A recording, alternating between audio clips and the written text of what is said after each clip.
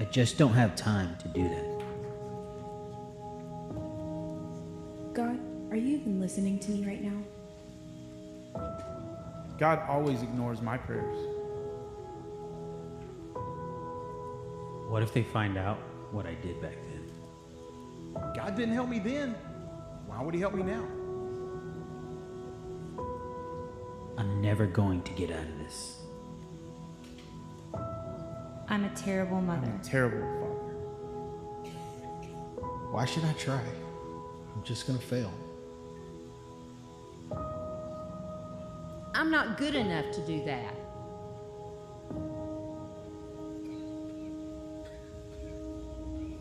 I'm worthy. I'm a good father. I'm a good mother.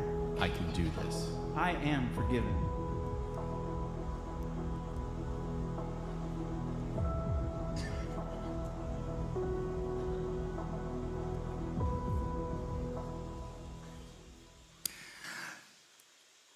Grace family, how we doing? Good. It's good to see y'all. Good to see y'all. Hey, before I get started, I just want to give a perspective, and you can be like, well, what do you know? You're new, and that's fair. But one of the things that I get the privilege of seeing is I get to see other churches, and sometimes you just get to see your church. And here's what I want you to capture. What is going on here is not normal. What God is doing here, what you are a part of, what you are experiencing week in and week out is not normal around the country.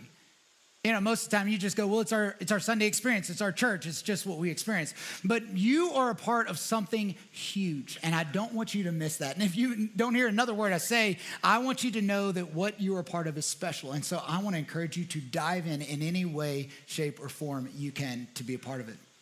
But before we get started, I also want to give a lot of credit where credit is due. Friday night, I looked at a bunch of high school and middle school students, and I said, here's what I need from you. I need you to go all in with me. And we pushed and we pushed and we pushed. And this group went all in. They were awesome. Give them a hand for just making time to prioritize their life. And I'll also say this, is those moments happen not just because students showed up, but because a church believes in the next generation. Church believes in what's happening, and you all make ways for it to happen. You open your time, your attention, your talents, your money, all those things. You invest in the next generation, and the reason you have stories to tell is because you have just gone all in. And so I would have you all clap for yourselves, but that's weird. Like, hey, give yourself. And I'm like, good job, me. But just great for me. Great job. So glad you're here. So a little bit about me if we're going to take a journey together. I live in Atlanta area with my wife of 13 years and our 4 boys, 9, 6, 4, and 2. And so I know the first question, I do know how that happens. Thank you very much for checking with me. Secondly is, people are like, I bet your house is super chaotic. Nuts. First punch is thrown about 6:45 a.m. and then we're off to the races from there. And my wife and I, we were drowning, and so we thought we should get a puppy. And so we did. And so that's my life right now. It's like I'll get on a plane, I'll go home, and I'll let a dog out in the middle of the night and not sleep. And that's just kind of the way things are. But just like you, my January starts like yours. You sit there and go like, what could be possible? Who could I be? What does God want in me or through me? Or what do I want in me and through me if you're not a God person? And so that's why we started this series. We're in the middle of it. It's break free. Break free from the things that are keeping you where you are to let you go to the person you want to become. And when we're kind of looking at the anchors of life that are slowing you down from achieving your maximum potential or your God-given potential, however it is you look at it. And so I figure if we're looking at anchors holding us back, we probably should look at one of the greatest anchors of humanity. According to a Business Insider article in 2019, it said, fear is the greatest decision-making emotion that people have. It is not logic, it is not desire, it's not need, it is fear. Fear shapes all decisions. The writer of the article goes on to say, if you want your business and your bottom line to pick up and go up and to the right, you should tap into that fear. And if you look around you, you would figure out that businesses have tapped into that. You go online to purchase something, time is running out, only 2 more left, hurry while supplies last. And they're constantly pitching this initiative that you're going to miss out. And what do you do if you're honest? You go, should I do it? Should I get it?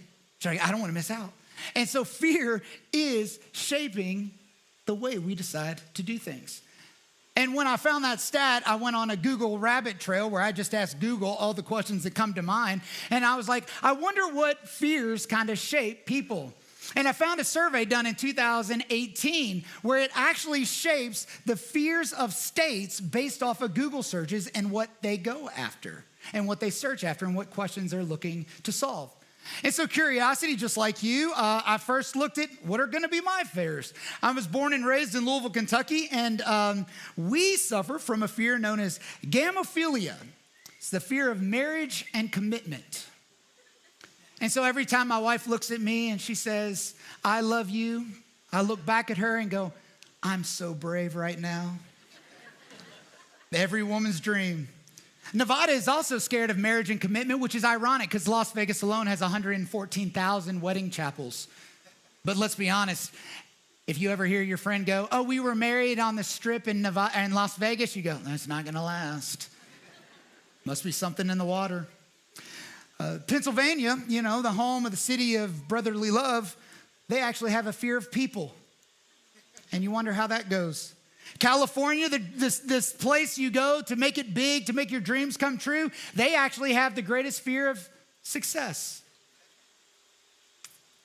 The bravest state, which you're probably wondering, is North Dakota. It does not have any great fears to be noted, or all 3 people of North Dakota couldn't align with one. And I'll be honest, I knew I was coming out to Texas to talk about this, so I was like, well, what do the great folks of Texas struggle with? Texans struggle with a fear known as panophobia. Panophobia is the fear of everything. They just said Texas is scared.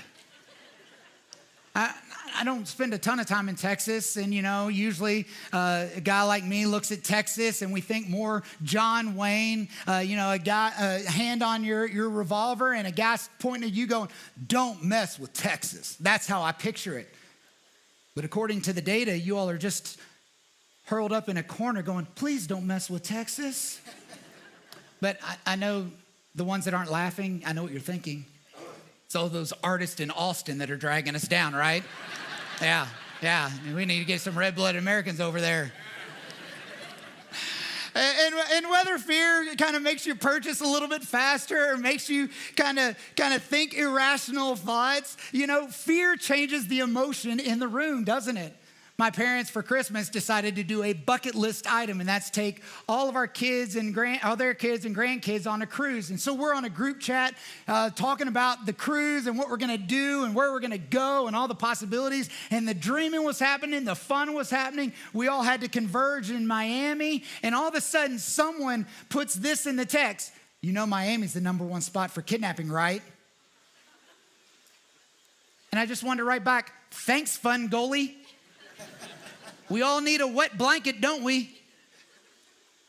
But it took all the fun and excitement as we're all like, oh, we have 4 kids. My sister has 4 kids. We need to be careful in Miami. And it changes the emotion. But if we're honest, it's not just your emotion it changes. It's your actions. It's what you do. Fear triggers what is known as the Pike syndrome. The Pike syndrome was discovered in 1873 by a zoologist named Dr. Carl Moebius. And Dr. Moebius took a pike, Alaskan pike, which is the most aggressive fish, freshwater fish in wildlife, and he takes this Alaskan pike and he puts it in an aquarium. And then he drops minnows, the Alaskan pike's favorite meal, in the aquarium, and within seconds of the minnow hitting the water, the pike devours them all. Dr. Moebius resets the tank and inserts a pane of glass in between the pike and creating space in the water. And then he drops the minnows in again on the other side of the pane of glass. And just like before, as soon as the minnows hit the water, the pike takes off and lunges at the minnows. Except this time, he wasn't greeted with a meal. He was greeted with a thud. The pike changes his angle. launches again. It only took a handful of launches and a handful of noses to the glass where the pike started to go from aggressive to docile. And when Dr. Mobius noticed that the attitude of the pike was changing, he removes the pane of glass, allowing the minnows to swim about freely. And the pike never again lunged at another minnow. It changed its entire behavior pattern it was born with from aggressive to docile. Dr. Mobius notes that the minnows were getting so bold that they were swimming into the pike, into his snout, and the pike never moved. In fact, the pike only ate when it was fed directly by Dr. Mobius for the rest of its remaining life. Now, the experiment's been done multiple times since then, and believe it or not, other scientists were not as compassionate as Dr. Mobius. And in those moments, the pike starves to death with food in the tank. And the pike syndrome is this, is actions that are changed based off assumptions. The assumption that the glass is still there, the assumption that it might not work out, the assumption of what if I get hurt, the assumption, fill in the blank with whatever your assumption is. And if we're honest, the pike syndrome has changed a lot of our actions, a lot of our hopes, a lot of our dreams. Now, you may be thinking like, come on, I'm not affected in that way. Really? You should ask the eight-year-old version of you. You remember the 8-year-old version of you where you dreamed and you thought everything was possible? You know, maybe you were like, I want to be a musician, but instead you realized musicians don't have great 401ks, so you became a mechanic. Or you thought, man, I want to be an artist, but artists don't have normal working hours and steady pay, so you became an accountant. Maybe you agree with Toby Keith and you're like, I should have been a cowboy. I should have learned to rope and ride. But instead, you became a computer programmer so that you could have 9 to 5 hours. And sure, we can all look at childhood dreams that we let slide by when we kind of logically thought them through. However, if we're real honest, more than just our childhood dreams are dying in front of our face. Maybe you're in a marriage and it's not going well. And you know it's not going well, and your spouse knows it's not going well. And you know you need to do something, but you're like, I don't know what's on the other side of me taking a risk, me being vulnerable, me owning up that we're in trouble, me asking for a counseling recommendation. I don't know what's on the other side. And so you settle what you feel seems safe. Maybe fear is keeping you from having peace of mind. You're constantly checking the news, checking stocks, going, am I going to be okay? Am I going to be okay? But you find that there's more and more turmoil and you don't feel much safer. And while you're looking for data to make you feel better, it's just making you feel worse. Maybe it's you as a parent. No parent holds a baby in the hospital and looks them in the eye and goes, I'm gonna mess you up really badly. And yet, can I be honest? Some of us do. We always swore we'd be the dad or the mom that was engaged and dialed in, but the gap seems to be growing and we don't know what to do. And we're like, too much time has passed, and if I put myself out there and they reject me, I don't know what I'm gonna feel, and I don't know what to do. Or maybe it's every time you look in the mirror and you think, surely there's gotta be more to life than what I'm doing. Surely God made me for a purpose, and yet I feel like I'm just walking along along life with everybody else. But you're too scared to dig around in your life because what if I find something I don't know what to do with? And so you settle for safety.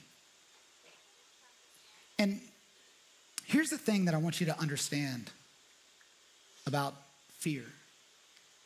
Fear is when you give up opportunity and you settle for safety. Fear is when you give up opportunity and you just settle for safety. Well, let me rephrase that. You settle for what you think is safe. And you'll sell your dreams down the road. And you'll settle for what you perceive is safe. Now, if you don't buy into the God thing, I'm really glad you're here. And you get to stop the bus there. If you want more out of life, you can press into your fears and all that kind of stuff. But if you are a Jesus follower, it's higher stakes than just that. Did you get your dreams? Did you not? In fact, being ruled by fear doesn't just rob your life. Do you know what it is? It's a sin. Because fear keeps you from reaching God's maximum best for you. And a sin is really anything that is contrary to God's will for your life. So if you are ruled by fear, you're not just being robbed in life, you're sinning. In fact, here's a fascinating thing. Fear was the first thing God addressed when he was getting ready to ask someone to do a big thing. When he showed up to Mary to say, you will be the mother of Jesus, you know what he said first? Don't be afraid. When he came to Moses in a burning bush, you know what the thing he said to him? Don't be afraid. When Jesus looked at his disciples and said, you will take my message forward. He said, don't let your hearts be troubled. In scripture, there's over 300 references to courage, boldness, or faith. Because fear is the anchor that holds people back from reaching God's maximum potential for their life. And if God knows us inside and out, and he knows we're going to struggle with fear, and yet he says, don't be afraid, only two things can be possible in this moment. And the first thing is just this. Either God's being unfair, which there's nothing you could say that would really validate that based off God saying, I'm for you, I am love, I am compassionate, I am kind. Or there's a plan. God's either being unfair or there's a plan. It's got to be one of the two because he knows us. He knows what we struggle with. And so if he's telling us you can't be afraid, then there's got to be either an unfairness to it or a logical plan. And it's not the first. It's the second. And so really, it's about finding God's blueprint for us to fight fear. And the blueprint really rests in one of the most popular stories, whether you're a believer or you're not. It is the David and Goliath story. Now, you might be thinking, oh, the sports analogy. Nope, real story, real history, but the David and Goliath story. But the problem is we tell David and Goliath a lot like a fairy tale, right? You know, there's this warrior giant, and then there's this wee little boy. And the boy out of naivety goes, I'll fight the giant. He goes out there, he pulls his toy slingshot out. Tom Sawyer's the dude, lets it go, hits the giant in the forehead, giant drops, David wins. A real David and Goliath story, the real David and Goliath story. But when you take it out of fairy tale land and you shove it into historical context, how it really happened, how it really unfolded, you and I will find the blueprint that David used to conquer the fear and write a legacy worth talking about. And whether you love Jesus or you don't, isn't that what you want? You want your life to matter. You want the fact that you came to actually leave a ripple where you were. And so, what if we unpack the blueprint? And the way we'll do that is just by looking at the story as it happened.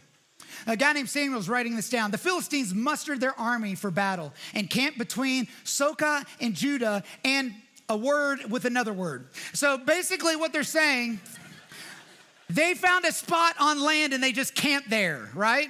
And you're like, well, even if I said it, you know, someone in there might be like, oh, it's actually, good for you.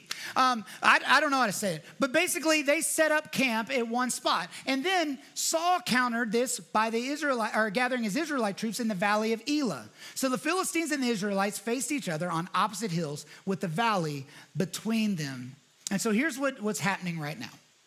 The Philistine army was going to conquer Israel. So they're marching towards the city. Well, the Israelites get word that the Philistines are coming to conquer your city. So Saul gathers his troops really quickly and they rush out to meet the Philistine army away from their place. The reason they did this was it was a military strategy in which they would have the upper hand in the fight. And so what Samuel's actually saying is the Philistines stopped here in a mountain ridge and the Israelites stopped here in a mountain ridge, and there's a valley down below that they're both waiting for someone to make the first move. And the reason they're waiting is because whichever army comes out of the mountains is now at a disadvantage. It's actually a military tactic still used to this day, where the mountains are used for cover and a military advantage. And day in and day out, that drags on. And so this is what happens. Goliath, a Philistine champion from Gath, came out from the Philistine ranks to face the forces of Israel. He was over 9 feet tall. He wore a bronze helmet. His bronze coat of mail, check this out, weighed 125 pounds. He also wore bronze leg armor, and he carried a bronze javelin on his shoulder. The shaft of the spear was so heavy and thick, it was a weaver's beam, and it was tipped with an iron spearhead that weighed 15 pounds alone. His armor bearer, he had all the armor he could carry, and then he's like, hey, you carry some of my stuff out too. His armor bearer walked ahead of him carrying the shield. And here's what's happening. Is Goliath is coming out day in and day out, day in and day out. And he's challenging them to a fight. And so Goliath is sitting and walking out, and he's saying, hey, you come out and fight me. And this is where we kind of get in fairy tale land, where we're like, come on, that's not real. That's not real. It's actually a historical strategy called single combat, where they knew bloodshed was going to happen. And so what would happen is they would send one of their warriors out, and he would sit and he would challenge them to a fight. And whoever won the fight, instead of risking the entire army, they would just bet on their best warrior, because they knew there was sudden death for their army to charge. And so they engaged in what was called single combat. And for 40 days, this is what actually happened. He shouted, why are you all coming to fight? Or why are you all coming out to fight? He called. I'm a Philistine champion, and you are only servants of Saul. He's like, I'm a really bad dude, and you're just peons. And choose the man who will come down here and face me. If he kills me, we'll be your slaves. But if I kill him, you will be our slaves. And so here's what's happening here. Is Goliath's challenging 40 days. Well, there's a problem running out because Israelites are running out of food. They hustled to meet the army there, so they're running out of time. That's actually why David was in the area. And as Goliath is challenging, the Israelites are in a really bad time because their resources are dropping. And this is what they had. Whenever the Israelites saw the man, they fled from him in a great fear. So not only was Goliath daunting in size and stature, the Israelites knew who he was. He was a champion. A couple times a year, I try to watch Braveheart to remind me what it's like to be a man. And there's a scene in Braveheart where William Wallace gathers all of Scotland, and he marches out, or he walks out in front of them on his horse, and he goes, "Men of Scotland, I am William Wallace." And this dude from the back goes, "No, you're not. William Wallace is 10 feet tall." And he goes, I've heard. And he's got fireballs coming out of places. And it was very masculine. I'm like, I want fireballs. But they all knew Goliath. They knew his record.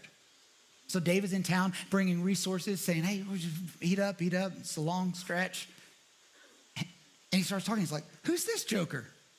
And they're like, it's Goliath. They're like, I'll fight him. And they're like, and the Israelites are excited because they can't find anyone else. And they're like, we'll take you to the king. So they walk into where the king's tent is, like, hey, Saul, good news. We got a guy. And he's like, oh, thank goodness, we're running out of stuff. And so they march David, and he's like, oh, no. And this is actually how the exchange went down. David said to Saul, hey, don't lose heart because of this guy. I'll go fight him. That's really what it says in biblical terms.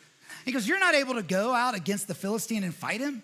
You're only a young man, and he has been a warrior from his youth. See, they knew about his legacy. But David said, your servant has been keeping his father's sheep. And when a lion or a bear come and carried off the sheep from the flock, I went after him, and I struck it and rescued the sheep from its mouth. And when it turned on me, I seized it by its hair, and I struck it and killed it.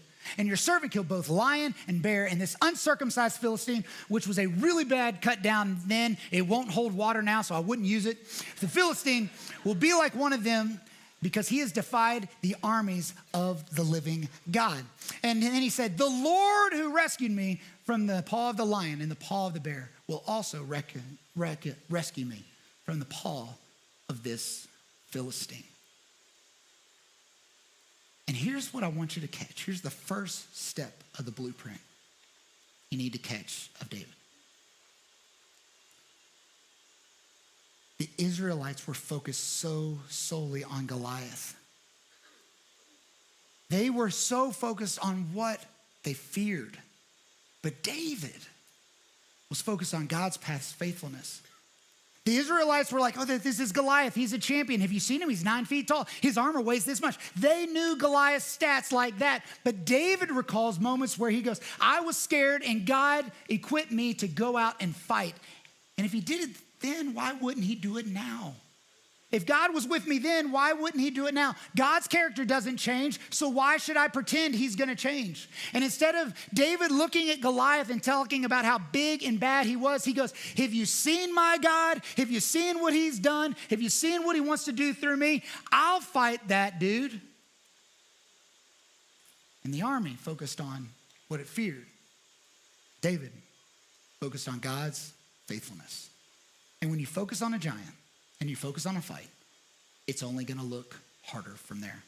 Dr. Kinnaman, a mindset psychologist, actually did a study, and he said, what you focus on, whether positive or negative, will grow, so you better focus on what you want to grow in your mind.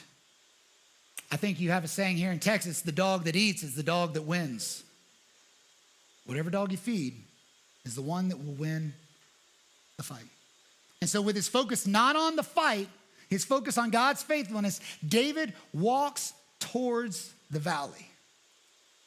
And so here's what I want you to catch. We often think the fight with fear is our feelings. It's actually a fight with our feet. I want you to catch this.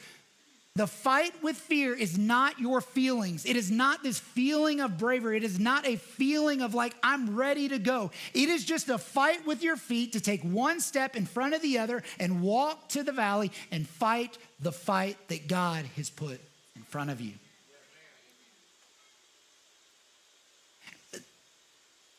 This is one of the reasons that I think I love this church in just the short time I've been here.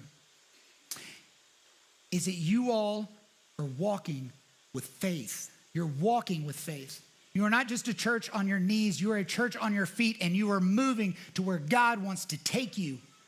And because of that, you all are seeing amazing things happen in your world. You're a part of God moving in this area. Because you don't know how it's gonna go, but you're walking. And here's the part of the story we often mistell.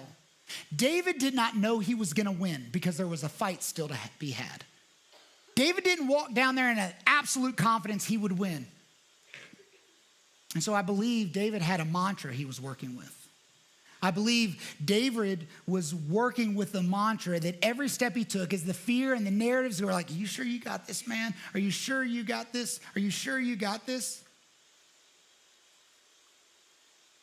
I think David would just tell himself this. He goes, look, I don't know what the outcome will be, but I know that God's in it with me. I don't know what the outcome will be, but I know that God is in it with me. I want us all to say this because if you remember nothing else I say, this is the most important. Say it with me. I don't know what the outcome will be, but I know that God is in it with me. Now say it like you're actually fighting some fear instead of being drug along in a library. I don't know what the outcome will be, but I know that God is in it with me. And let me tell you something. God is not asking you to feel brave. He's just asking you to move your feet and trust that he is in it with you. That's why James says, hey, faith without deeds is dead, meaning if you aren't moving your body to what you say you believe, then you aren't acting in faith. And if your hands don't align with what your heart and your head think, then that's not what you think. Your actions tell the tale, not what you say you believe. And so faith is not having some bold courage. Faith is actually doing it in spite of fear. And here's the crazy thing about the story, is it was only as David got closer to the battle did he realize that God had adequately equipped him to win the fight. the fight that no one said he could win, David realized he was uniquely qualified to walk down to that valley and slay that giant. You see, David had no armor, which made him more nimble, more quick, because armor weighed him down. Goliath, if you remember earlier, had 125 pounds of armor, plus the weight of his spear, plus the weight of his stuff. And so Goliath, regardless of how strong he is, isn't moving fast. And David, what was known as a slinger. And slingers were a part of the ancient military group called artillery.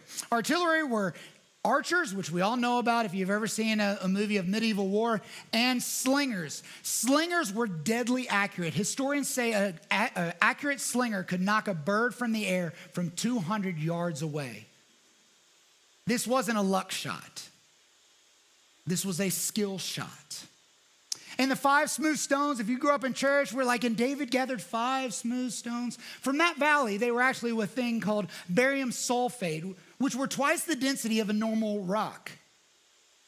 And a great slinger could get the sling at 6 or 7 rotations per second. And when that barium sulfate is released at that speed, it is equal to the stopping power of a .45 caliber bullet. And so when Samuel said that stone sank deep into Goliath's head, equal to what a .45 caliber round would do from an experienced shot. That's why Goliath, when he saw David walking out to him, he goes, "Come here, boy. Are you coming to fight me with a stick?" And all of a sudden, Goliath hears the vroom, vroom, vroom, vroom. And he can't move. He's an experienced military, so he knows he's in trouble. And before his mind can compute it, David drops him. And here's what I want you to understand. Only equipped with the presence of God and the journey God took David on was he adequately equipped to fight the battle God asked him to fight. God will not only call you, but he will prepare you. And because of the fights with the lions and the bears that Saul kind of laughed off, David was ready to go. He was adequately equipped. But for that to happen, he had to walk to the valley. He would have never seen that. He would have never experienced that. He had to walk to the valley. Or else, he's owned by fear. Now, I've come a long way, and so I figured I might as well just go all in, push my chips into the table, and say this. Do you know why God hasn't shown up in the area you're praying for? Because he needs you to get off your knees and walk to the valley and fight for what it is God is asking you to fight for. Can I tell you why God hasn't transformed your marriage? Because you're probably on your knees asking God to change her heart or his heart or do a great work. And you know this, God's asking you to go ask someone for help. I need a counselor. We're in trouble. But you're like, but God, what will they think of me? I don't know what the outcome will be. But I know that God's in it with you and with me. Do you know why inflation is going up and money seems to get tighter and tighter and tighter and your decisions become more money-centric than they are desire or vision-centric? Do you know why money has a hold on you? And you ask God, give me more, but God's saying, you know what I need from you? I need you to open your grasp from what I've given you and give some away and live a life of responsible generosity, steady generosity, regular disciplined generosity, not when you feel like it, but out of habit, saying, God, I'm going to trust you. I'm going to create a gap. And in that gap, I want you to show up. You're asking for more money, and God's just asking you to walk to the valley. Do you know why God hasn't revealed your purpose to you or opened up avenues for you to walk it out? because you want it all to fall into place immediately. And God goes, just take a step, and then take the next step, and then take the next step, because fear is not beat by knowing the end of the story. Fear is beat by each step you take. That's how you beat fear. And until you get on the edge of your fear, put your body in motion, you will have shortchanged your walk with God. Until you take a risk, put fear in its place, you're going to have a more limited experience following God than those that risk it all. And look, just because they give me a microphone doesn't mean I'm different. I know how it goes. You start walking to the valley and the narratives start playing in your head. What if it doesn't work? What if I open up? What if I'm vulnerable? What if I ask for help? What if I'm judged? What if? What if I do it? I don't know what the outcome will be. But I know that God's in it with you and with me. God, what if I know what it is, and what if I take a step and it doesn't go well? I don't know what the outcome will be, and neither do you. But I know that God's in it with you, with me. But God, what if it doesn't go like I want it to? I don't know what the outcome will be. But I know that God's in it with you and with me. And while there were thousands of Israelite soldiers on the hills that day, there were really only two. The ones that hid and the one that walked to the valley. And while there are billions and billions of people on this earth, there's really only two. People that look back on their life and they're like, I wish I would have, or people that look back on their life and say, I'm glad I did. I left it all in the field, and that's the way I want to go out. But to do so, you've got to put your feet in motion. You've got to get off your knees and start walking in the direction of your prayers. And that's where God shows up. And so here's what we're going to do to close out.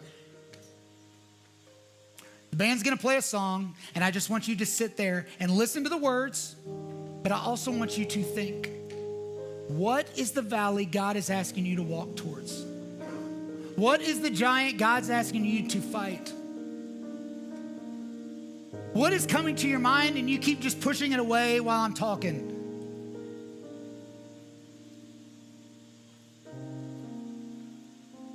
What are you scared of? There's really only two ways that your life will go down. You're either going to live a life owned by fear and watch things die slow, painful deaths, and you're going to settle on mediocrity because you just think it's safer. Or you're going to risk it all, living a life that God has uniquely called, wired, and equipped you for. And the only person that has a story to tell that day is the guy that walks to the valley.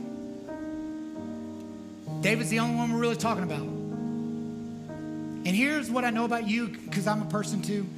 Whether you love Jesus or you don't, you want your life to count. And the only way that's going to happen is if you walk to whatever valley God is asking you to walk. And I guarantee you're going to find you're more equipped than you could ever imagine. Because God has called you, He has prepared you, and He has readied you. I'm excited to see what happens. Because I don't know what the outcome will be. And I know that God's in it with you and with me. Let's pray. Heavenly Father, I thank you for your goodness, your kindness. I thank you for the fact that you believe bigger in our lives than we could ever dream. God, I just pray. I pray that we don't walk out of here going like, oh, that's an interesting take. But I beg that we don't become people who believe in just our heads. You know, Jesus goes, look, even the demons believe intellectually. The difference is we live it out in our actions. And God, it's only people that walk to the fight that have the stories that are worth telling. And I pray we're a room full of people in heaven one day sharing stories of the battles God called us to. It's in your holy and precious Son name I pray. Amen.